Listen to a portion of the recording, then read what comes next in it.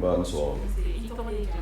Neto Issa Kaonjin, né Semasi coordinateur général de coordination des mouvements associations sympathisants du chef et l'éclairé Lima Mahamoud Diko.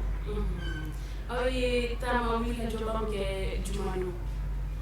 Yala o wili joyi ko fe ay ni se wasa sala. Bon, ambe ala tanu kala barkata ga jamana dum fu. Anya label na jamana dum ni bora. La ni FM kuma doglente o. Min be jamana kuna bi no e président Mbaka Keita. Anya yi ka fo jamana dum bi bulu kumbe bela kalanda tugura kalante la kanante jamana ko dimsunu te baraso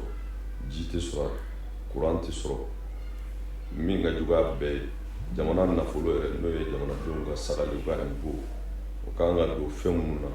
no do ka na su police gendarme do ayo deme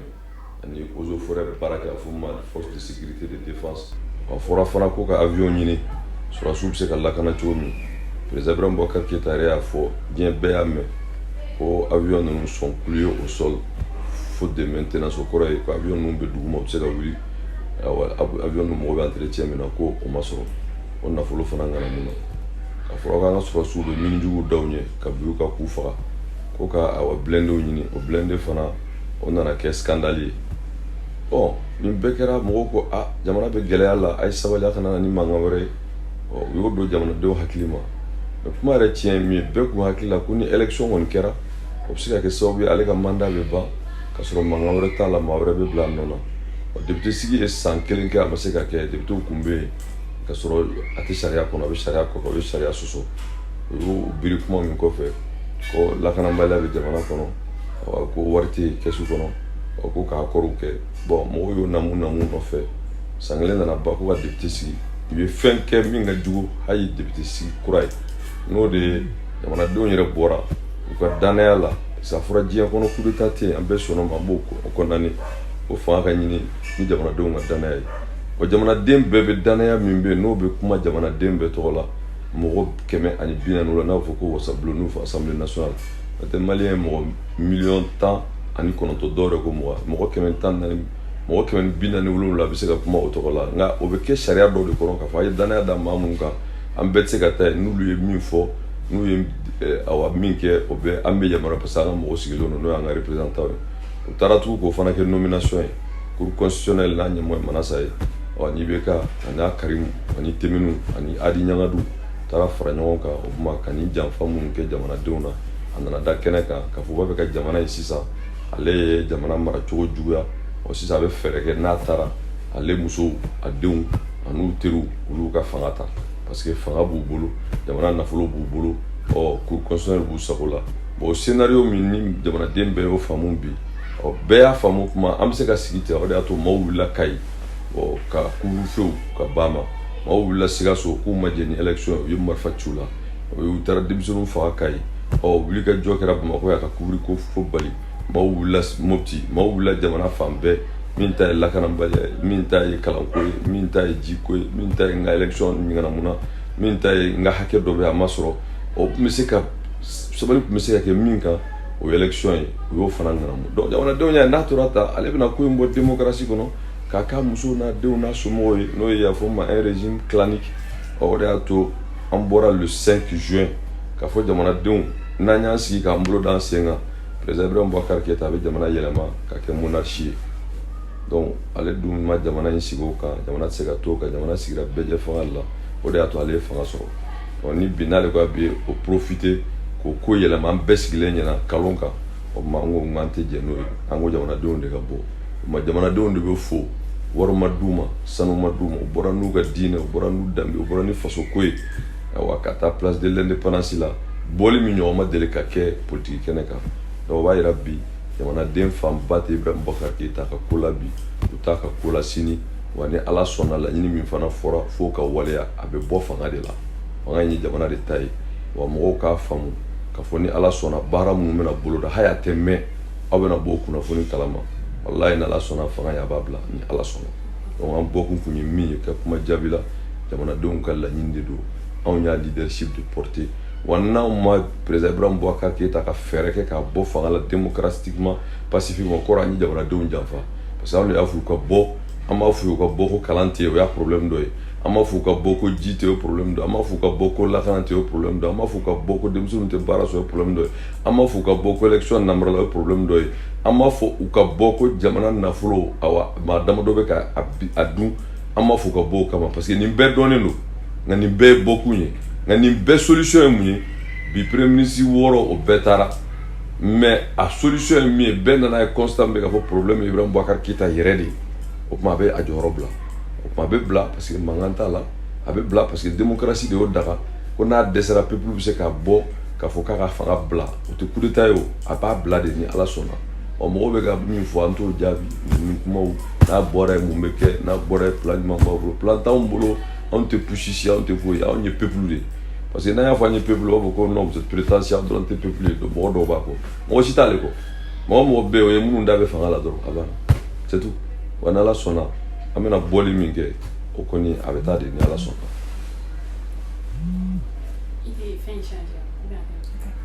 Ok, sur le plan international, Union africaine a ni UEMOA ni fɛngɛ ninnu olu ni président Ibrahim Boubacar Kumala donc ko olu ye proposition dɔw k'a ye n'o y'a sɔrɔ ni assemblée dissue la ka cour constitutionnelle ko o fɛnɛ changer sisan yala ni o waleya ninnu n'a sɔnna ka olu kɛ o bɛ aw fɛnɛ ka wulikajɔ ɲɔngiriya. c'est à dire que mɔgɔw ka kuma dɔ faamu d'abord ne nin kumaw mɛn bɔlɔlɔw kan n y'a ye papier sɛbɛnw na ne m'a ye gafe officiel la ko Union européenne y'i bolonɔ bila la en termes de point de presse ou bien document officiel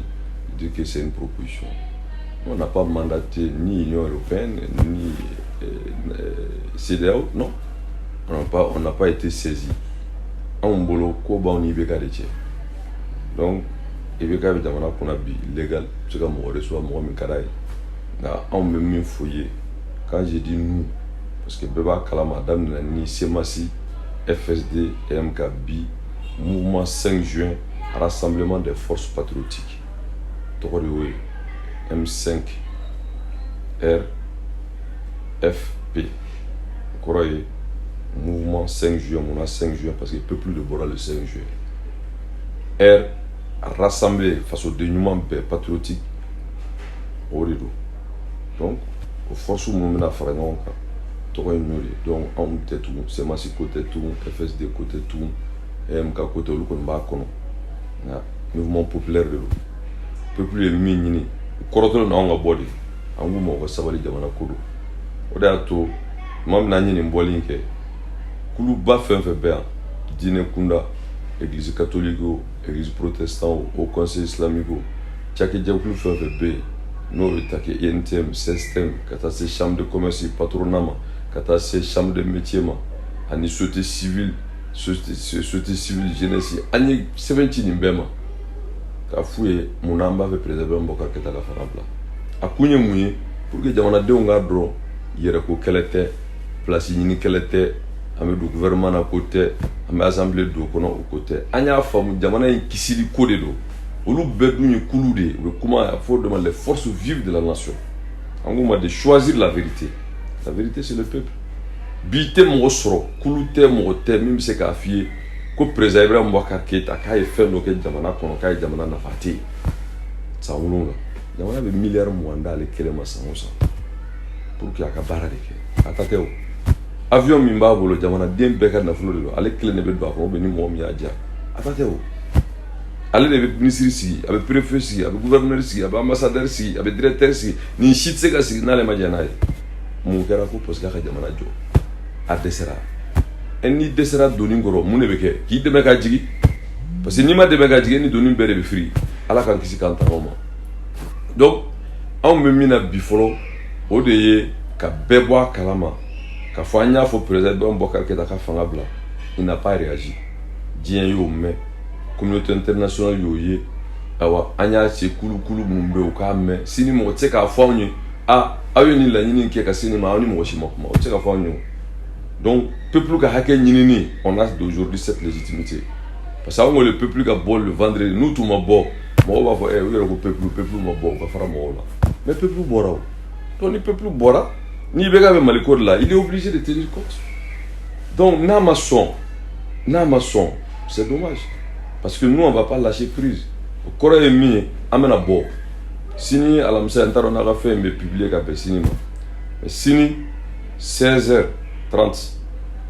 Koulou Tchamambe, Premier ministre Koro Bala, Mountara Fara, Fenka, mais réception, mais que Sini.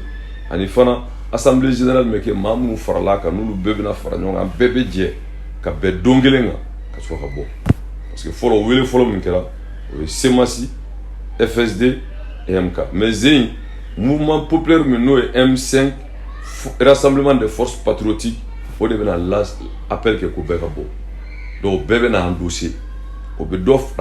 à légitimité, on va amplifier. Parce que bon, il faut que le président Ibrahim Boubacar qui est à Kamoro, femme. Car faudra bon, en majorité la face, en face au dendoye, comme en 91, Moussa Rawati là, ça c'est des peines perdues. Quand nous le peuple a choisi son camp, le peuple a choisi la vérité. C'est au président Ibrahim Boubacar qui est de tirer les leçons. Mais il y a comment on faut rassembler Tio, Nintio, Angodi, Anyami for 7, Anito, Gane 7, on a demandé sa démission et son régime. Il y a eu Mogo Manasa, Annie Manasa Tounier. Député sigi ka nyama ambi sigi bam na mboka ngode kera ka afomi ma minye ko nyere no kera sabu ye ka ko nyere damatene ete gela ko me mo ya fo boni gela fa be comme élection ko balanga to 2020 2023 élection me ke mo robe sigi mais nana ira bela ka fanga dia muso na de na so mo c'est clair ektemeni ma ke on a rien contemeni on sa temeni BRPM de là a communiquer mo yati amaganye ya repêcher Amadou Maka, Namara qui est député. Amadou Atlatou, connu président Ibrahim Boubacar qui est pourquoi Jamana Kalfa Moussa.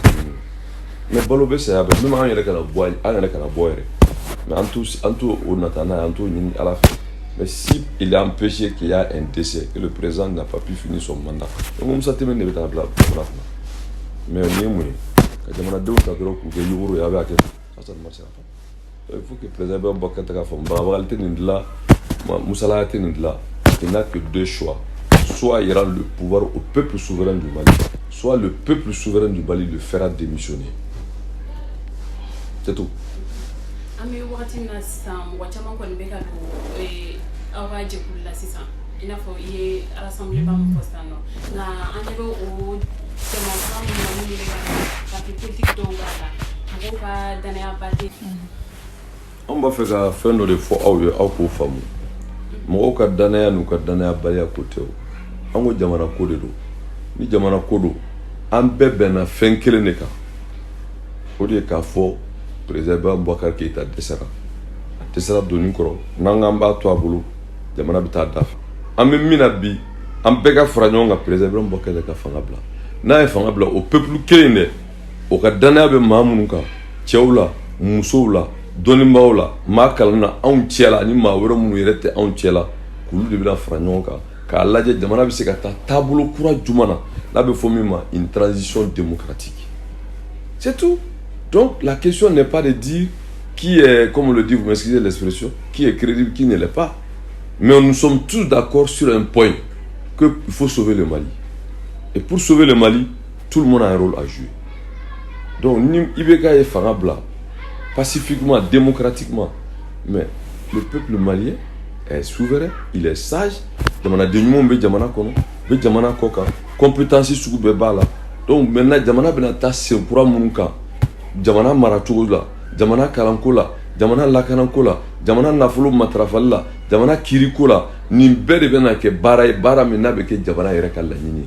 O kɛra, o kuma ni jamanadenw sɔnn'o ma. Bon, que Jamana veut do 4e République pacifiquement, démocratiquement, il ne faut pas avoir peur de moi. Il n'a reçu aucune réforme. Aucune réforme il n'a reçu. Donc, c'est trop facile de dire, ah, bon, vraiment, ils ont un plan, ils cachent. Non, on n'a rien. C'est le peuple qui a endossé. Donc, il va faire mon aux questions, c'est sans objet. Voilà, en boulot peuple et c'est insulter le peuple du Mali de croire que si Ibeka n'est pas là, que le Mali va s'arrêter. Allez, et puis derrière, allez. Mais il ne donne rien au peuple, c'est le peuple qui lui donne tout. Le peuple lui milliard Mouandama, le peuple lui avion d'Ama, peuple be pouvoir dama be se ka mogo sigi a be mogo wuli mais i be ka mun ye jamana ye i be ka fɛn kelen min ye jamana n'a y'a fɔ n ye wallahi n ye kuma haramu n tɛ kuma media la tuguni ka fɔ nin filɛ nin ye ko i be ka nin ɲɛna jamana ye n'a y'a fɔ n ye n ye media kuma haramu bi a tɛ yen n'a ma min détruit on ma bouger ka bɔ a nɔ na donc o bɛ se ka to jamana kɔnɔ cogo di il n'est pas le seul fils du pays jamanadenw dara la ka fanga d'a ma et tout le monde a unanime que IBK ça a été une déception mais il va partir n'Ala sɔnna. Ok, on va à rassemblement numbe sisan alliance numbe farale ɲɔgɔn kan hakilina dɔw bɛ aw bolo action ko la aw bɛna mun kɛ donna nataw la. n y'o de f'i ye n ko sini ye alamisa ye sini ni Ala sɔnna le 11 jeudi le 11 juin 2020 CEMACI siège la rassemblement ye baara dɔ bolo la n'a bɛ fɔ o ma ko assemblée générale parce que an y'a fɔ fɔlɔ tɔgɔ tun bɛ kɛ min bɛ ko Troïka CEMAS FSD EMK o fara ɲɔgɔn kan jɛkulu ninnu de y'a daminɛ mais bi jamanaden fanba olu ye ko in validé bɛ parti politiques bɛ personnalités bɛ premier ministre kɔrɔw bɛ mais an tɛna tɔgɔ fɔ f'u yɛrɛ kana kɛnɛ kan sini o b'a yira bi bɛɛ sɔnna o ka fɔ bɛɛ bɛ ka don ko in na donc o b'a yira k'a fɔ jamanadenw yɛrɛ y'a dɔn organisation y'a dɔn k'a fɔ bi il faut choisir le peuple et non IBK donc an bɛna mun kɛ o de bɛ jalatigɛ sini k'o fɔ mɔgɔw ye